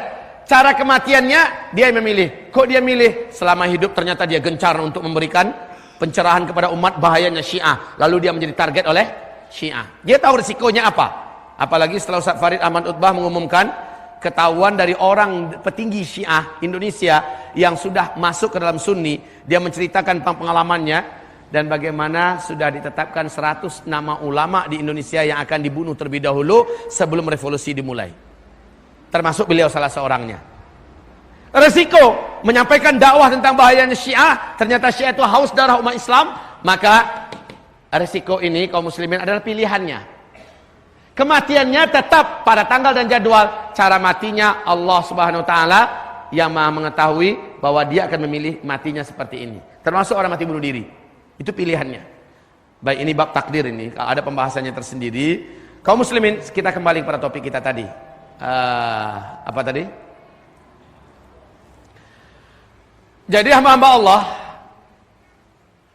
kematian seperti apa yang kita pilih? Kita doakan dari sekarang. Saya yakin Bapak yang rajin ngaji, apalagi ini pembahasannya akhir zaman, insya Allah malam nanti dan besok, Bapak akan memilih, ya Rabb, hamba pasti mati ya Allah.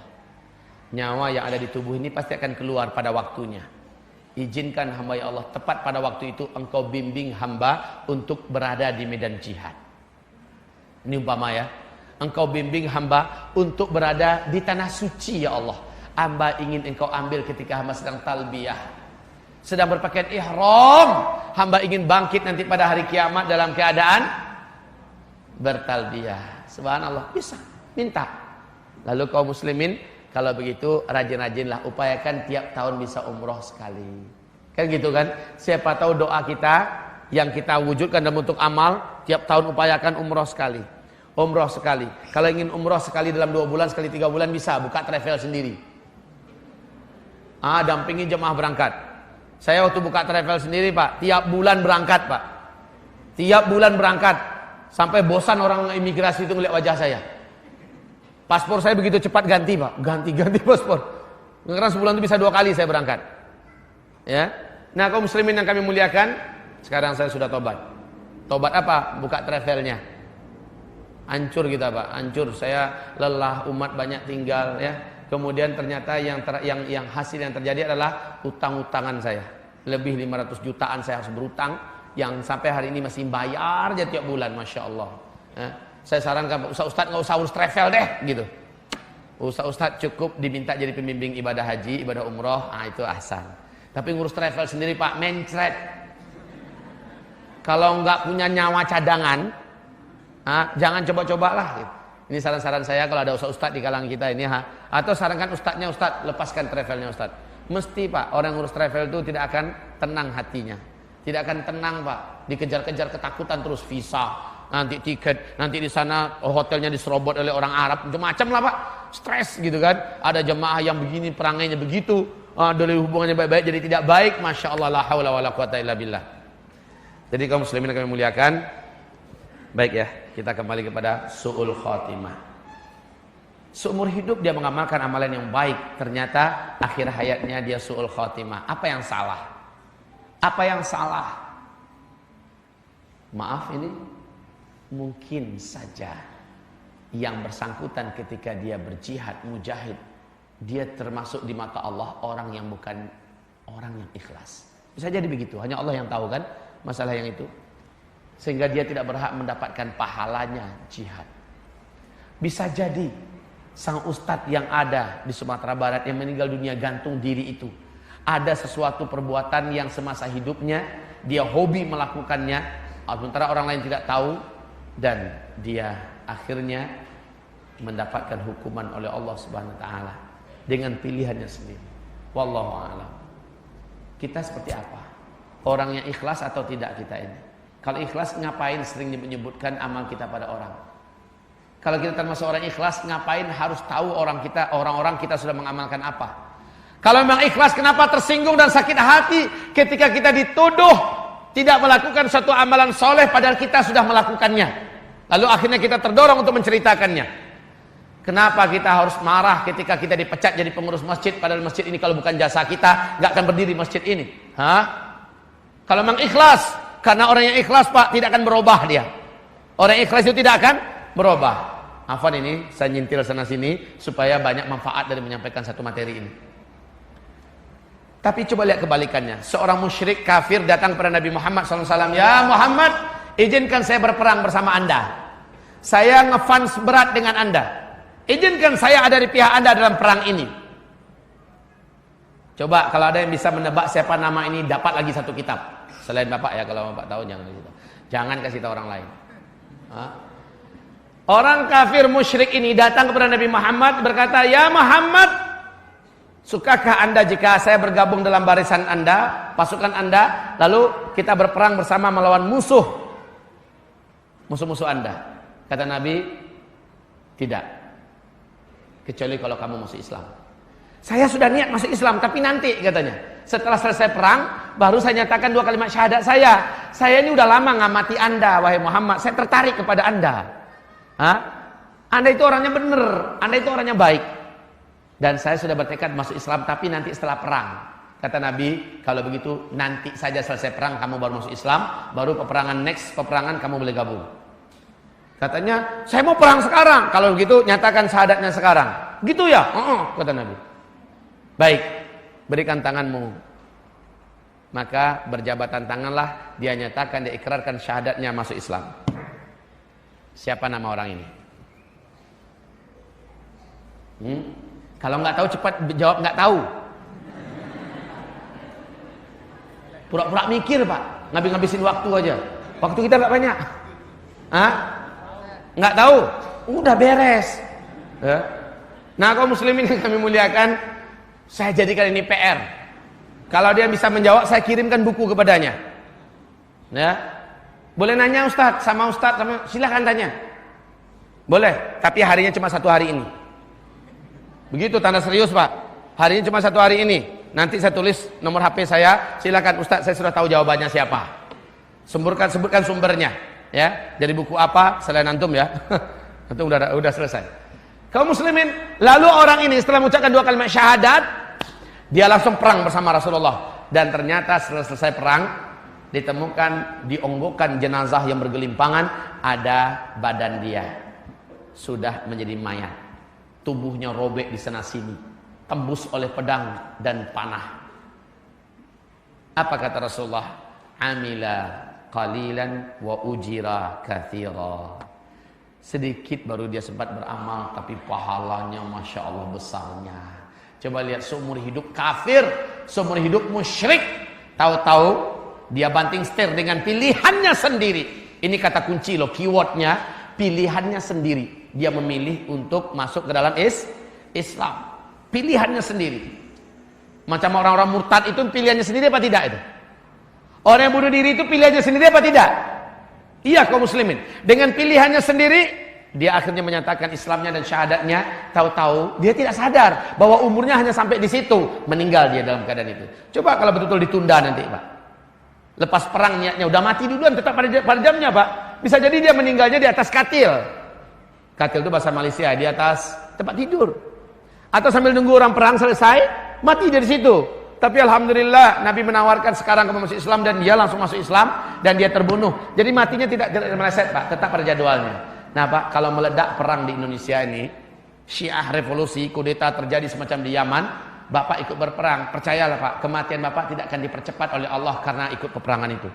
Bapak tetap akan meninggal pada jadwalnya. Camkan ini baik-baik. Camkan kalimat ini baik-baik.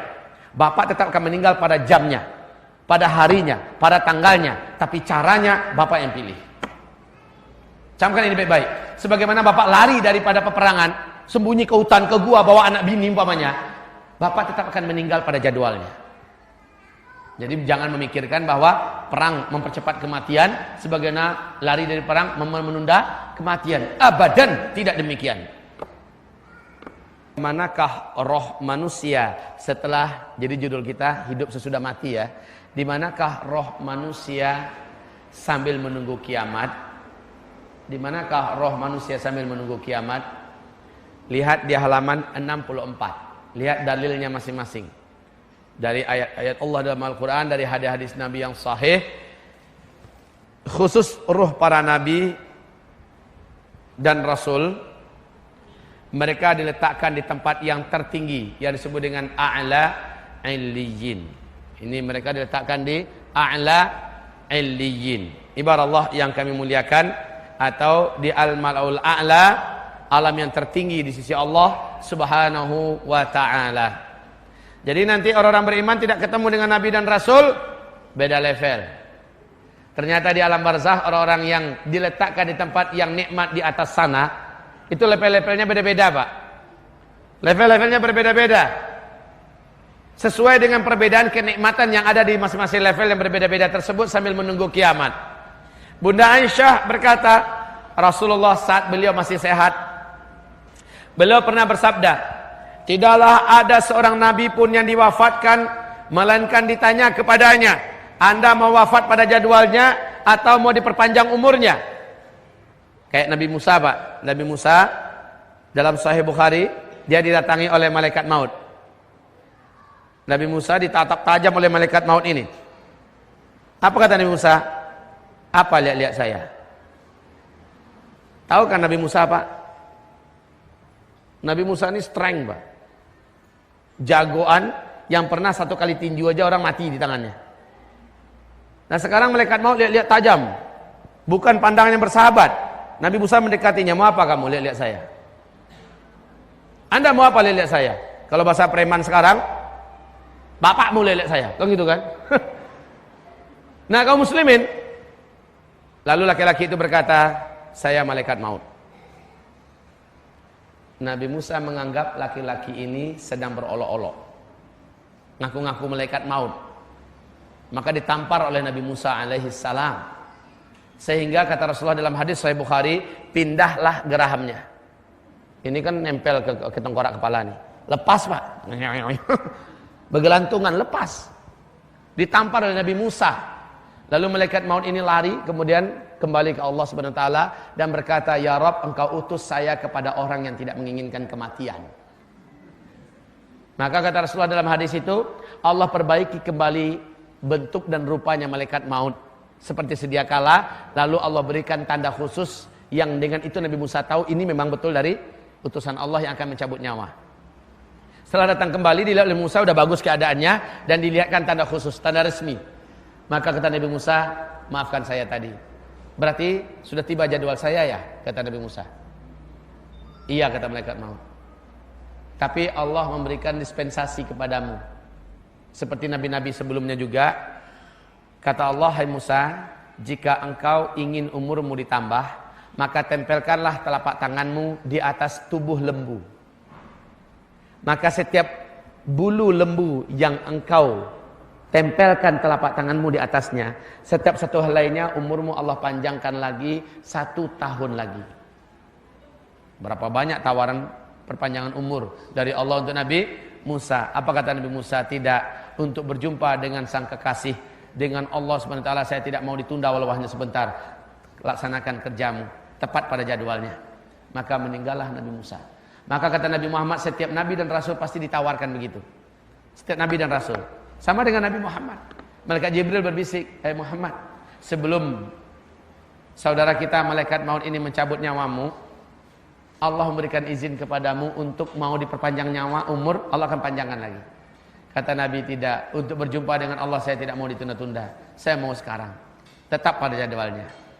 Jadi kaum muslimin, demikianlah. Lalu roh ini akan diletakkan di tempat yang paling mulia, paling tinggi di seluruh roh-roh yang ada. Nah, yang kedua, lihat di manakah letaknya roh orang-orang yang syahid. Nah, syahid itu ada 2, Pak. Syahid ada ada 2. Yang pertama disebut dengan syahid dunia wal akhirah.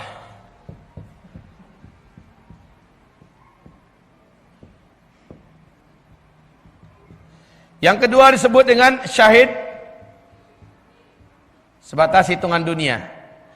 Syahid dunia wal akhirah adalah seluruh orang yang terbunuh di medan perang melawan orang kafir untuk tingginya kalimah Allah Subhanahu wa taala. Untuk mereka diberikan 6 janji, 6 keistimewaan. Lisyahidi 'indallahi 6 khisal. Untuk orang yang syahid yang terbunuh di jalan Allah, Allah berikan kepadanya 6 keistimewaan. Pertama, yughfaru lahu dzunubuhu fi awali daf'atin min damih wa yara maq'adahu minal jannah. Ini yang pertama. Diampuni seluruh dosa-dosanya. Saat tetesan darah pertama, satu tetes pertama keluar, seluruh dosa-dosa masa lalunya Allah hapuskan seluruhnya. Masya Allah. Dan menjelang meninggal diperlihatkan pemandangan surga dan tempatnya di dalam surga. Makanya Pak, rata-rata orang yang syahid pasti Bapak akan temukan wajahnya senyum. Pasti Pak, kadang-kadang ada yang seperti tertawa. Ya, karena melihat sesuatu yang menggembirakan dan dia akan diletakkan di situ. Wa yara maq'adahu minal jannah. Yang kedua, wa yujaru min adzabil qabr. Ini yang kedua. Untuk orang syahid terbunuh di medan tempur, syahid yang paling tinggi ini, yaitu dia bebas dan aman dari azab apapun, dari azab-azab kubur. Bahkan dia tidak merasakan proses apa-apun di kubur. Saat dia meninggal Pak, coba aja nanti Bapak nggak percaya. Saat dia meninggal, maka berbaris-barislah para malaikat membentuk barisan untuk menyongsong. Semacam dibuatkan barisan khusus. Betul, ketika rohnya dibawa, dia sudah melihat malaikat yang berbaris-baris dan langsung diantarkan ke taman-taman surga. Terus nanti yang ketiga, wa yujaru min adzabi wa ya'manu yaumil faza'il akbar, kata Rasulullah. Khusus orang yang terbunuh di medan tempur, berperang di jalan Allah demi tingginya kalimat Allah. Mereka-mereka ini akan aman seaman-amannya pada hari seluruh manusia ketakutan di padang mahsyar. Yang ketiga. Yang keempat, kata Rasulullah sallallahu alaihi wasallam, yudau ala ra'sihi aw fawqa ra'sihi tajun al-yaqutatu minhu khairu minad dunya ma fiha. Diletakkan nanti di atas kepalanya satu mahkota yang bertaburan dengan batu-batu mulia. Satu batu itu, kata Rasulullah, lebih mahal harganya daripada bumi dan segala isinya. Yang kelima, wa yushaffi'u sab'ina min aqaribih. Dia diberi hak oleh Allah dapat menolong dan memberi syafaat kepada 70 orang karib kerabatnya. Allahu Akbar. Allahu Akbar. Dan yang keenam, wa yuzawwaju min ithnataini wa sab'ina min huril 'ain. Dia akan dinikahkan dengan 72 orang bidadari-bidadari surga. Khusus bagi yang para bujangan, jangan cemas. Saya belum kawin di dunia. Jangan cemas. 72 bidadari menunggunya, insya Allah sebagai istrinya. Tapi Pak, bagi orang-orang soleh, orang-orang beriman, orang yang bertakwa biasa, meninggalnya di atas kasur biasa, paling-paling dinikahkan dengan 3 bidadari nanti Pak. Ya, 3 bidadari. Bapak cuma dapat 3 bidadari Pak. Kecuali kalau Bapak jadi hafizul Quran. Kalau hafizul Quran lillahi ta'ala, Bapak akan mendapatkan 9 orang bidadari. Ya, tapi kalau syahid di medan tempur Pak 72 Pak. 72. Subhanallah. Lalu kami di mana Pak Ustaz, kata ibu-ibu. Udah kan dia jelasin tadi. Kalau ibu-ibu alhamdulillah masuk surga, ibu yang motivasi suami sehingga dia berjihad, lalu dia terbunuh di jalan Allah Subhanahu wa taala, ibu akan menjadi ratunya seluruh para bidadari.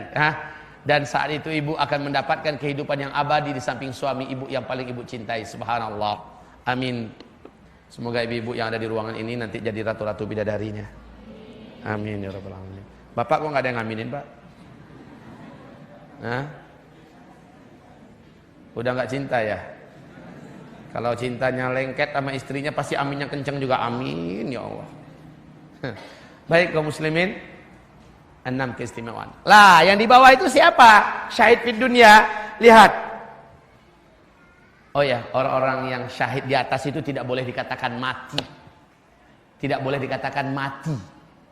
La tahsabanna alladhina qutilu fi sabilillahi amwata. Jangan kamu katakan orang-orang yang terbunuh di medan perang di jalan Allah amwat, mereka mati. Jangan katakan. Sebenarnya agak rancu Pak, mati syahid itu rancu itu sebenarnya. Cukup katakan semoga dia syahid insyaallah. Allah yang Maha tahu. Cukup katakan begitu. Tapi kalau katakan mati syahid, Allah sendiri mengatakan jangan kamu katakan dia mati. Bal ahya, tetapi dia senantiasa hidup.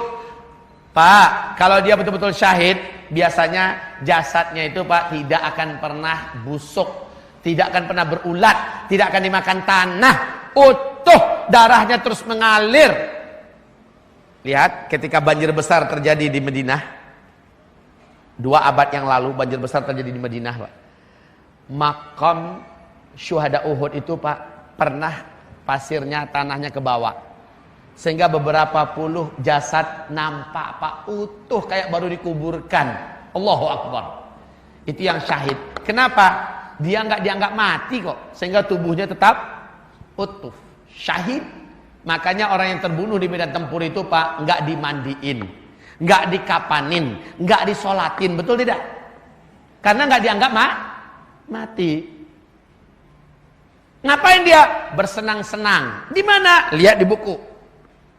Rasul menjelaskan dia ada di dalam paruh burung hijau besar dan terbang kemana-mana, kemanapun dari surga itu dia terbang.